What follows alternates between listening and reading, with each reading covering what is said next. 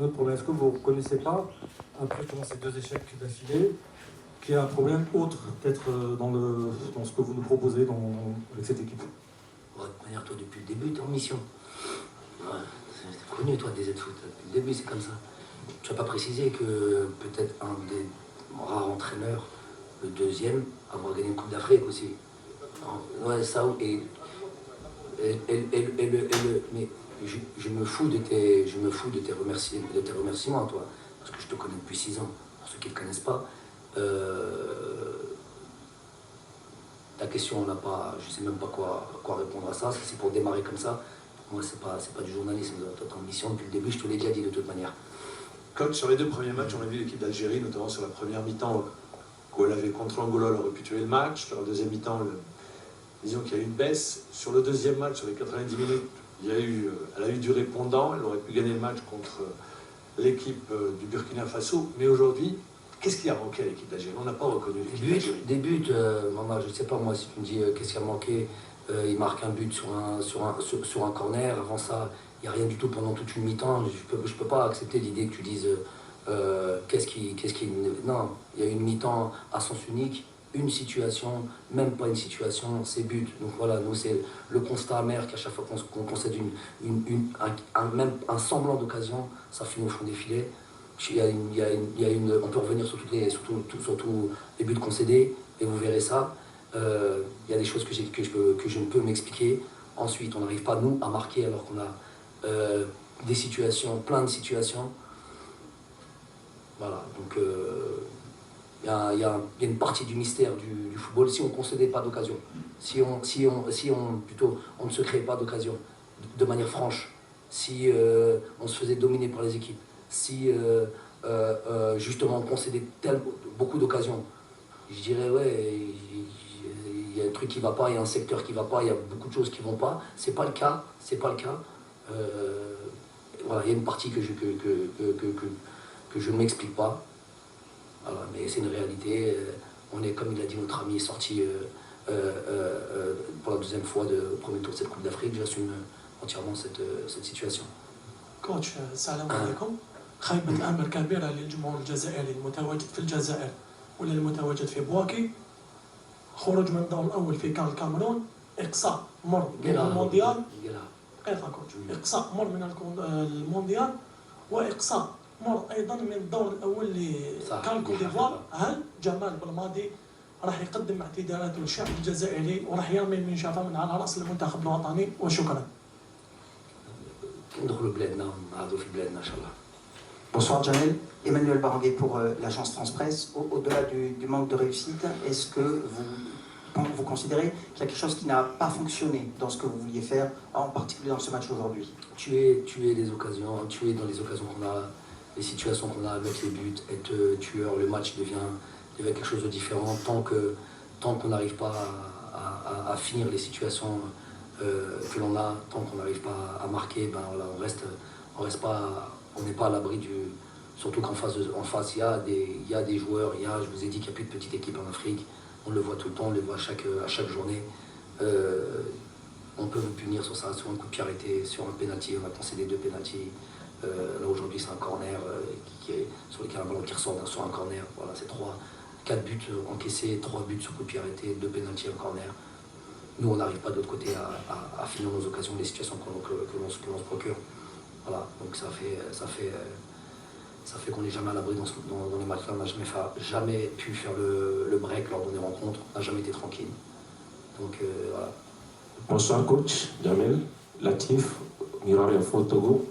Alors, Jamel, héros en 2019, derrière... S'il vous plaît, ne répétez pas par contre, si je peux me permettre, les mêmes questions par contre. Si ça tourne autour de... On est sorti au premier tour et puis on a fait ça en 2019, on ne va pas s'en sortir, je ne vais pas répéter, parce que j'ai l'impression que c'est toujours les mêmes questions.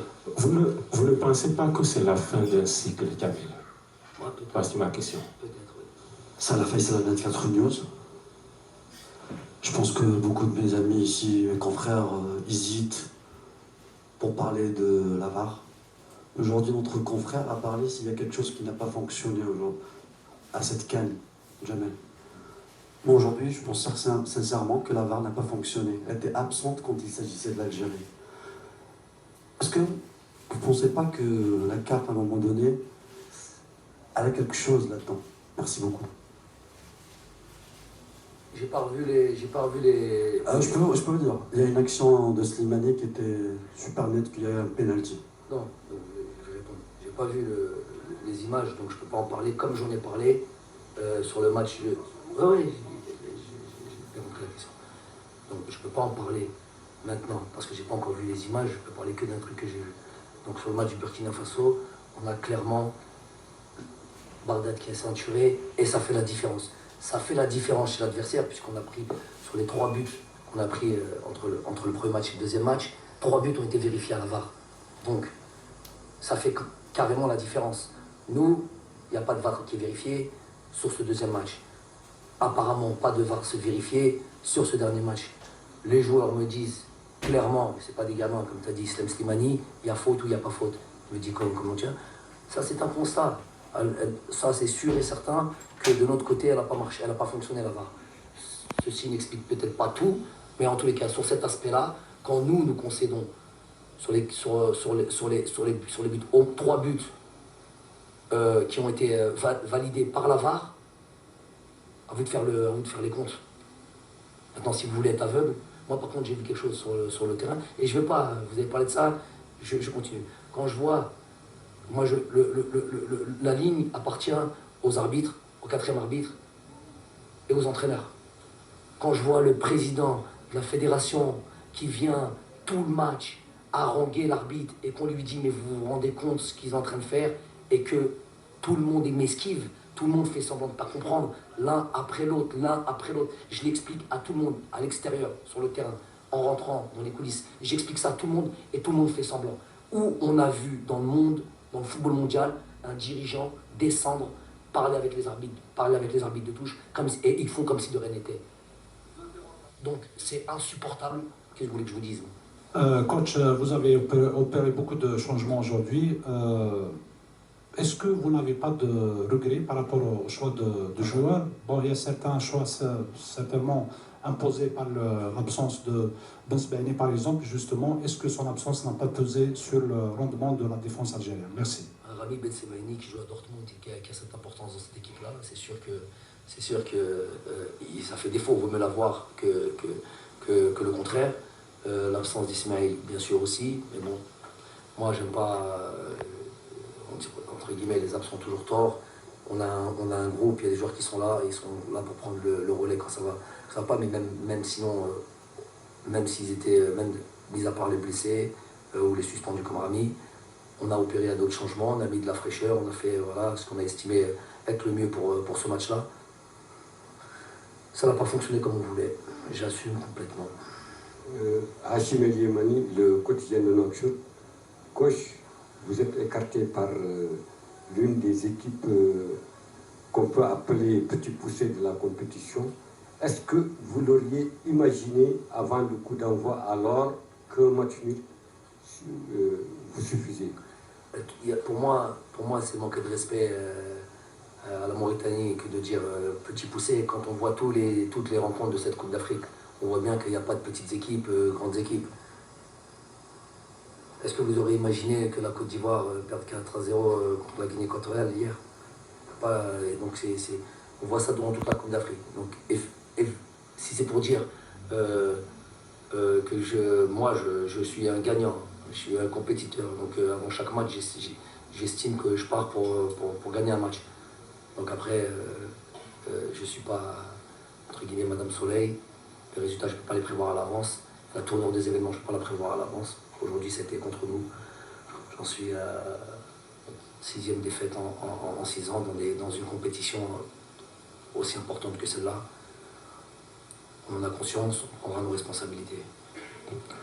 سيد والماضي كنت دائما تعلل تعثرات المنتخب سواء تعادل او خسر بالقول اننا نواجه منتخبات افريقيا للتطور. منتخب الكره الافريقيه تقول دائما انها تتطور. هل هذا يعني ان المنتخب الوطني يتراجع الى الوراء في عهدك؟ هل تعتقد انك انت السبب وراء ما يحدث للمنتخب الوطني؟ Je vais répondre en français, c'est plus facile. Quand je suis venu en équipe nationale, on était 14e au classement CAF. 60e au classement FIFA. Au moment où je vous parle, on est dans le top 5 africain et on est 28e, 29e, 30e au classement truc. Donc et avec une Coupe d'Afrique dans les mains. Avec des, bien sûr, des... Il pose la question et répond même. Il ne même pas. Monsieur, un peu de respect s'il vous plaît, vous posez la question. J'ai plus besoin de... C'est bon, on passe à une autre question. Bonjour tout le monde, bonsoir tout le monde, bonsoir coach, c'est Sofiane Mané du site Africa Top Sport. Donc je veux avoir une réponse coach par rapport à l'équipe d'Algérie. Qu'est-ce qui nous a manqué, franchement, pour passer au deuxième tour, sachant j'estime qu'on a un effectif riche et une génération dorée. Merci. Génération dorée, faire attention aux mots. Toutes les équipes ont des générations dorées, toutes les équipes ont des bons joueurs. Je dis, l'efficacité n'a pas fonctionné.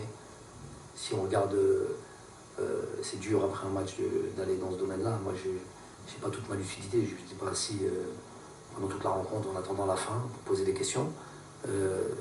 Mais si déjà on analyse les 3 matchs, il faudrait voir la fiche technique aussi de ce match-là, possession de balle, tout ce qui a à voir avec les situations offensives. Quand on voit à la fin qu'il n'y a pas le rendement espéré justement par rapport à toutes ces statistiques. Voilà, j'ai pas le il y a un but qui tape la barre, au lieu de taper la barre, rentre à l'intérieur, un truc, toutes les situations qu'on a pu avoir, ça fait la différence dans ce soir match.